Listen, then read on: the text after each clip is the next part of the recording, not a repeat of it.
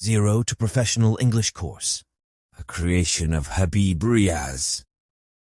For a better experience of the course, you should buy our book, Golden English, Zero to Professional English Guide, a golden gift for English learners. What is inside the book? It contains grammar, 38 lessons, reading practice, 30 lessons, 30 moral stories for English to Urdu translation, names of things, 3,000 words, verbs, 1,000 words with 3 forms plus, synonym, daily used sentences, 400 plus, daily manners, daily homework. Why should you buy this book? To understand this question clearly, please watch the interview with Mr. Habib Riaz Sanabili, who is the author of Golden English. स्वागत है आप सबका वतन समाचार में। मैं हूं आपके साथ अहमदुल्ला। आज हमारी मौजूदगी है जामिया मिल्लिया इस्लामिया में। हमारे साथ बातचीत करने के लिए मौजूद हैं हबीब रियाज साहब, जिन्होंने जामिया इस्लामिया सनाबिल से पढ़ाई की, उसके बाद जामिया मिल्लिया इस्लामिया में एडमिशन लिया और फिर वहीं से एक बुक इन्होंने लिखी। बुक का नाम है गोल्डन इंग्लिश। आइए इनकी कहानी, इन्हीं की ज़बानी सुनते हैं और जानने की कोशिश करते हैं उस किताब में लोगों के लिए क्या क्या बेनिफिट्स हैं। सर, स्वागत है आपका वतन समाचार में। मैं आपका शुक्रिया अदा करना चाहूँगा कि आपने मुझे मौका दिया वतन समाचार के ज़रिए मेरी बात लोगों तक पहुँचाने का। आप ये बताएं, आपकी ज़िंदगी में कितनी मुश्किलात आए इस किताब को लिखने में, फिर कहाँ से पढ़ाई की, कितनी परेशानियों का सामना करने के बाद इस किताब को आपने लिखा? मेरा ताल्लुक़ असल में प्रेमपुर से है। प्रेमपुर एक गांव है सिद्धार्थ नगर में, लेकिन हम लोग फ़िलहाल डुमरियागंज में रहते हैं। और मेरी इब्तदाई तालीम डुमरियागंज के एक मकतब में जिसका नाम मदरसा अबू बकर सिद्दीक़ है, वहाँ पर मैंने प्राइमरी स्कूल की पढ़ाई की। उसके बाद फिर मैं सफ़ा शरीयत कॉलेज गया, ये भी डुमरियागंज का एक मदरसा है, वहाँ पर मैंने हिफ्ज़ किया। और फिर वहाँ से मैं न्यू दिल्ली आया और यहाँ पर मैंने जामिया इस्लामिया सनाबिल में मैंने पढ़ाई शुरू की और यहाँ पर मैंने फ़जीलत और आलमियत सारी पढ़ाइयाँ नहीं यहाँ पर मैंने मुकम्मल की। उसके बाद फिर मैं जामिया मिल्लिया इस्लामिया आया। चूँकि मेरा बैकग्राउंड जो है वो मदरसे का ही रहा है, तो मुझे एक आइडिया है कि किस तरह की परेशानियाँ होती हैं और ख़ास तौर पर इंग्लिश को लेकर के कि आजकल इसकी कितनी अहमियत है। हर कोई जानता है कि इसके बगैर कोई चारा नहीं है एक हद तक अगर देखा जाए तो। चूँकि मदरसे वालों को परेशानियाँ होती है और इस ताल्लुक़ से बहुत कम ही किताबें उर्दू में हैं, तो इसलिए मैंने सोचा कि इस परेशानी को ख़त्म किया जाए और कोई ऐसी किताब तरतीब दे दी जाए जिससे मदरसे वाले इस्तेफ़ादा करें। अंग्रेज़ी ग्रामर की बहुत सारी किताबें हैं, लेकिन फिर इस मैदान में दोबारा लिखने की क्या ज़रूरत आपको पड़ गई? बहुत अच्छा सवाल है और इसमें कोई शक नहीं है कि अंग्रेज़ी ग्रामर से मुतालिक बहुत सारी किताबें लिखी जा चुकी हैं और मौजूद भी हैं, हिंदी में भी, इंग्लिश में। लेकिन इसको लिखने की 2 अहम वजूहात हैं। पहली वजह यह है कि उर्दू ज़ुबान में अंग्रेज़ी ग्रामर की बहुत कम ही किताबें हैं। अगर आप देखें, हिंदी में बहुत सारी किताब आपको मिल जाएंगी, अंग्रेज़ी में तो बेशुमार किताबें हैं, लेकिन उर्दू में आपको चंद किताबें ही मिलेंगी। और जो किताबें इंग्लिश ग्रामर की उर्दू ज़ुबान में वो बहुत मुख्तसर हैं या मुकम्मल तौर पर नहीं है, कहीं ना कहीं कमी है किताबों में। तो इसलिए मैंने सोचा कि इस ज़ुबान में एक मुकम्मल किताब तैयार की जाए। दूसरी वजह यह है कि जो ग्रामर की किताबें हैं वो उसमें चीज़ें तरतीबवार नहीं हैं। तो मान लीजिए कि अगर कोई ग्रामर की किताब है तो उसमें सिर्फ ग्रामर के बारे में बात करता है। अगर कोई स्पीकिंग की बात करे तो सिर्फ स्पीकिंग के मुतालिक बातचीत करता है। अगर कोई अल्फाज़-ओ-मानी की किताब लिखता है तो उसमें अंग्रेज़ी उर्दू के अल्फाज़-ओ-मानी ही लिखता है। तो इसलिए मैंने सोचा कि इन सारी चीज़ों को एक तरतीब दे दी जाए और एक जगह जमा कर दिया जाए सारी चीज़ों को। तो इसलिए मैंने ये किताब लिखी।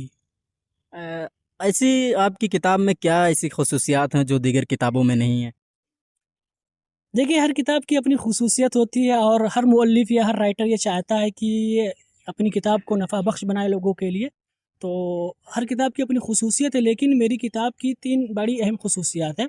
पहली ख़ुसूसियत ये है कि इस किताब में आपको सारी चीज़ें यकजा मिल जाएंगी। जैसे कि ये किताब सिर्फ ग्रामर की किताब नहीं है। मैं सामीन को बताना चाहूँगा कि जो मैंने किताब लिखी है इसको आप सिर्फ ग्रामर के तौर पर ना देखें, बल्कि एक मुकम्मल कोर्स है। यानी एक अंग्रेज़ी ज़ुबान सीखने के लिए जिन भी चीज़ों को आपको ज़रूरत पड़ती है, उन सारी चीज़ों को मैंने इस किताब में जमा कर दिया है। तो गोया की पहली ख़ुसूसियत मेरी किताब की यह है कि सारी चीज़ें आपको एक जगह पर मिल जाएंगी। दूसरी खूबी मेरी किताब की यह है कि इसमें मैंने चीज़ों को मरहले के एतबार से बांट दिया है, यानी पहला मरहला, दूसरा मरहला और तीसरा मरहला। तो इस तौर पर हमने मरहले में बांट करके आसानी पैदा कर दी है अपने सीखने वालों के लिए।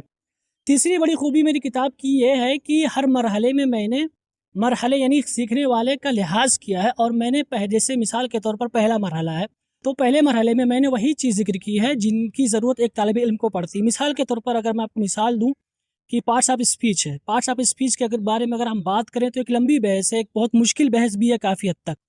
तो पहले मरहले में मैंने पार्ट्स ऑफ स्पीच किसे कहते हैं, एक कॉन्सेप्ट दिया, एक ख़याल दिया, एक तस्वुर दिया सीखने वालों के लिए। चूँकि इब्तदाई तालिब इल्म के लिए बस इतना ही काफ़ी है, अगर हम इसकी तफसील में जाएँ तो उसको मुश्किल हो जाएगी।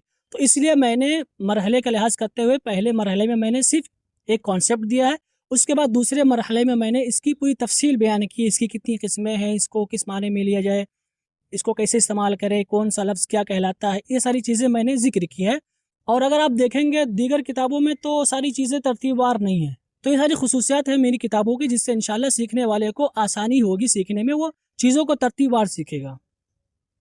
क्योंकि ये किताब उर्दू में है तो फिर आप ये बताएंगे ये सिर्फ किताब उर्दू ही में रहेगी या फिर और अदर लैंग्वेजेस में भी आप इसका ट्रांसलेट करवाएंगे?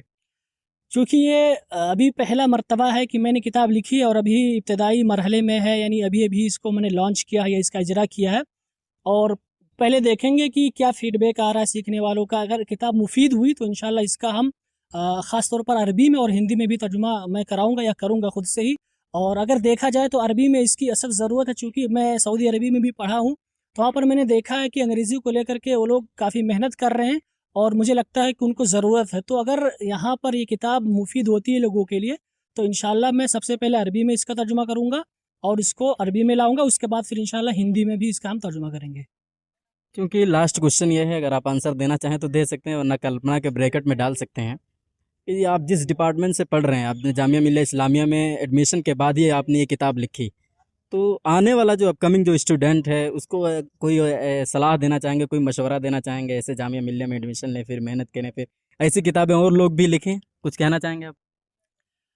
देखिए, हर एक का अपना टारगेट है ज़िंदगी में, हदफ़ है, उसे क्या करना चाहिए। अगर कोई जामिया मिल्लिया इस्लामिया में आना चाहता है तो आए, ज़रूर आए, मैं कहूँगा आए। और लेकिन उससे पहले एक ज़रूरी चीज़ है कि इंसान को सोचना चाहिए कि उसे करना क्या है अपनी ज़िंदगी में, वो बनना क्या चाहता है। अगर कोई आगे की पढ़ाई करना चाहता है तो इस फील्ड में ज़रूर आए। लेकिन मैं तमाम लोगों को, तमाम सीखने वालों को, अपने तमाम तलबा साथियों को बताना चाहूँगा कि अंग्रेज़ी ज़ुबान पे आप मेहनत करें, इसकी हमेशा आपको ज़रूरत पड़ेगी। अगर आपकी अंग्रेज़ी ज़ुबान कमज़ोर है तो आप हमेशा कहीं न कहीं धक्के खाएँगे, चाहे आप ख़तीब बन जाएँ तब भी आपको कहीं न कहीं आपको दुश्वारी होगी अंग्रेज़ी ज़ुबान के कमज़ोर होने की वजह से। तो इसलिए मैं आपसे कहूँगा कि आप मेहनत करें, हर नाहिए से अपने आप को मज़बूत करें और अंग्रेज़ी ज़ुबान पर आप ख़ास तवज्जो दें। इसके लिए आप ज़रूर मेरा कोर्स देखें, इसको मैंने यूट्यूब पे रिकॉर्ड कर दिया है और आप मुफ़्त में बासानी मेरे कोर्स से इस्तेफ़ादा कर सकते हैं। इंशाल्लाह आपको मुकम्मल तौर पर फ़ायदा होगा, किसी तरह की कोई परेशानी नहीं होगी।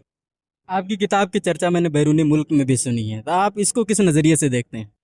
ये मेरे लिए खुशी की बात है और अल्लाह का शुक्र एहसान है कि मेरी किताब की मकबूलियत बढ़ रही है और माशाल्लाह दीगर ममालिक से भी लोग किताब तलब कर रहे हैं। ये मेरे लिए बड़ी खुशी की बात है।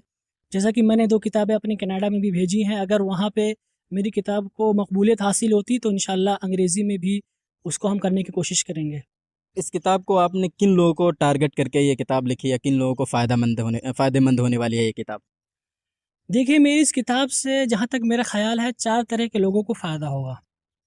पहला, वो लोग जो उर्दू ज़ुबान जानते हैं, उसको बोलते हैं, या जिनकी ज़ुबान यानी कि उर्दू ही है, वो हिंदी में जानकारी नहीं हासिल कर सकते या अंग्रेज़ी में नहीं हासिल कर सकते हैं, या उनकी ज़ुबान उर्दू के अलावा कोई और ज़ुबान नहीं है। तो पहला जो फ़ायदा होगा वो उर्दू वालों को होगा। दूसरा फ़ायदा मदरसे वालों को होगा, यानी जो तलबा मदरसे में पढ़ते हैं उनका फ़ायदा होगा। इसकी बड़ी वजह ये है कि चूँकि मैं ख़ुद मदरसे का तालिब इल्म रहा हूँ और मैं वहाँ पर जब सनाबिल में था तो वहाँ पर मैं अपने साथियों को पढ़ाया भी करता था, यानी खाली वक्त में उनकी मदद किया करता था, चूँकि कमज़ोर रहते थे। तो जब मैं उनको पढ़ाता था तो मैंने उनके माइंड को देखा और मैंने तजर्बा हासिल किया कि किस तरह से हम आसान कर सकते हैं इनके लिए। तो इस तजर्बे की रोशनी में मैंने किताब मुरतब दी है। और दूसरा मेरा जो टारगेट है मदरसे वाले ही है, इससे इंशाल्लाह इनको फ़ायदा होगा। तीसरा टारगेट मेरा ख़वातीन हैं, यानी जो कि निसाओं में पढ़ती हैं ख़ास तौर पर, और इसी तरह से जो औरतें शादीशुदा हैं जो बाहर अब नहीं निकल सकती हैं, या वो औरतें या वो लड़कियां जो गांव देहात में रहती हैं जहां पर कोई कोचिंग सेंटर नहीं है, अगर उन्हें सीखना हो अंग्रेज़ी ज़ुबान तो कहीं बाहर आना पड़े दूर, उसका ख़र्चा, ये सारी चीज़ें।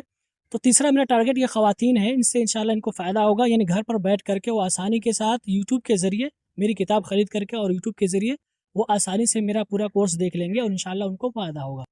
चौथा टारगेट मेरा वो लोग हैं जो पैसे नहीं दे सकते हैं। बहुत सारे ऐसे हैं जो गरीब होते हैं। और अगर हम बात करें फ़ीस की, अगर आप स्पीकिंग करना चाहते हैं, अगर आप बटला हाउस में आते हैं तो यहाँ पर आप जाएंगे तो वहाँ पर कम से कम आपको 6,000, 10,000 या 15,000 इस तरह की फ़ीस है। तो ज़ाहिर सी बात है सारे लोग नहीं दे सकते हैं। तो इसलिए मैंने इस किताब को मुरतब कर दिया है। सारे असबाक को या सारे दुरूस को मैंने यूट्यूब पे रिकॉर्ड कर दिया। इससे फ़ायदा होगा कि वो एक मतलब थोड़ी सी कीमत में मेरी किताब ख़रीदेंगे और यूट्यूब पे जा कर के वो पूरा कोर्स देख लेंगे। ठीक है, यानी जहाँ पर उन्हें 10,000 रुपये लगते थे उनका सिर्फ 200 या 300 रुपये ही खर्चे हो रहे किताब ख़रीदने में। अगर नहीं ख़रीदना चाहते हैं तो कोई बात नहीं, वो इंशाल्लाह इस कदर मैंने इस तरह से उसको बना दिया है लेसन्स को कि वो बिला किताब के भी देख सकते हैं। लेकिन मैं गुजारिश करूँगा कि आप ज़रूर किताब ख़रीदें, इंशाल्लाह आपको बहुत फ़ायदा होगा। तो आप मुफ्त में ये कोर्स देख लेंगे, इससे आपका पैसा बचेगा।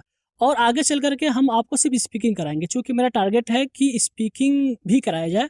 तो स्पीकिंग के लिए यही सारी चीज़ों की ज़रूरत पड़ती है, ग्रामर, अल्फाज, मानी। ठीक है, आगे चल कर के अगर ये लोग हमारे सबक को देख लेते हैं, हमारी किताब से इस्तेफ़ादा कर लेते हैं, तो उन्हें सिर्फ स्पीकिंग करनी होगी और वो कहीं भी स्पीकिंग के लिए जाएंगे तो उन्हें डायरेक्ट स्पीकिंग में उनको एडमिशन मिल जाएगा। तो इससे उनका पैसा बाकायदा बच जाएगा। मेरे जहन में एक क्वेश्चन और आ गया। आप जैसे नौजवान पता नहीं कितने नशे की लत में लगे हुए हैं और आप बैठ करके किताबें लिख रहे हैं, आप क्या कहेंगे इस पर? पता नहीं कि वो मेरे अंदर ये दिलचस्पी है और मेरी ख्वाहिश है कि मरने से पहले मैं कुछ दे के जाऊँ लोगों को। इसलिए मैंने सोचा कि कुछ ऐसा किया जाए कि मरने के बाद भी आपका असर बाकी रहे, मरने के बाद भी आपको सवाब मिलता रहे। और मुझे लगता है ये सारी चीज़ें ऐसी हैं जो इंशाल्लाह मरने के बाद भी हमें सवाब पहुंचाती रहेंगी। तो इसलिए मैंने सोचा कि कुछ किया जाए, वक्त को ऐसे ही यूं ही ज़ाय ना किया जाए, कुछ ना कुछ किया जाए ज़िंदगी में मरने से पहले। वक्त बहुत इम्पोर्टेंट। जी, शुक्रिया बातचीत करने के लिए। आपका भी शुक्रिया।